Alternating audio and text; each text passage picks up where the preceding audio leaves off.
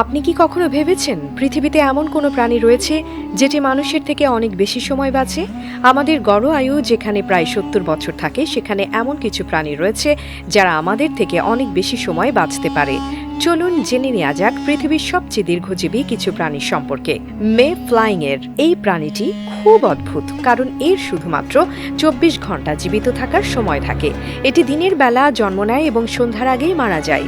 ছোট এই জীবনকালেও মে ফ্লাইং তার সমস্ত কাজ শেষ করে ফেলে। তাই এই প্রাণীটির জীবনকাল আমাদের জীবনের থেকে অনেক ছোট। হাতি এবং তোতা প্রায় ৮০ বছর পর্যন্ত বাঁচতে পারে। এরা দীর্ঘজীবী এবং শক্তিশালী প্রাণী হিসেবে পরিচিত। হাতি, যার আকার বিশাল এবং শক্তিশালী, প্রায় ৮০ বছর পর্যন্ত বাঁচতে পারে। ঠিক তেমনি তোতা পাখিও দীর্ঘকাল বাঁচতে সক্ষম এবং মানুষের সাথে অনেক বছর একসাথে থাকতে পারে। কচ্ছপ পৃথিবীর আরেকটি দীর্ঘজীবী প্রাণী। কচ্ছপ প্রায় ১৫০ বছর পর্যন্ত বাঁচতে পারে এবং এখন পর্যন্ত পাওয়া সবচেয়ে পুরনো কচ্ছপ ছিল ১৮০ বছর বয়সী। কচ্ছপদের জীবনকাল এত দীর্ঘ হয় কারণ এরা অত্যন্ত ধীর গতিতে জীবনযাপন করে এবং শারীরিকভাবে শক্তিশালী হয়। গ্রিনল্যান্ড শার্কের এই শার্ক পৃথিবীর সবচেয়ে দীর্ঘজীবী হাড়যুক্ত প্রাণী।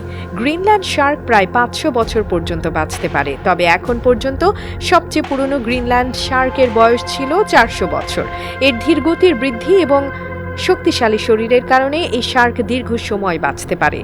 জায়ান্ট ব্যারেল স্পঞ্জ এবং ব্ল্যাক কোরাল নামক প্রাণীগুলো দীর্ঘ সময় বাঁচতে সক্ষম। ব্ল্যাক কোরালের কিছু প্রজাতি প্রায় ৪০০০ বছর পর্যন্ত বাঁচতে পারে এবং সবচেয়ে পুরনো প্রাণী হিসেবে পরিচিত গ্লাস স্পঞ্জ, যেটি ১০,০০০ বছর পর্যন্ত বাঁচতে পারে। এর মানে যদি ৩০০ প্রজন্ম একে একে আসে, তবুও এই প্রাণীটি জীবিত থাকবে।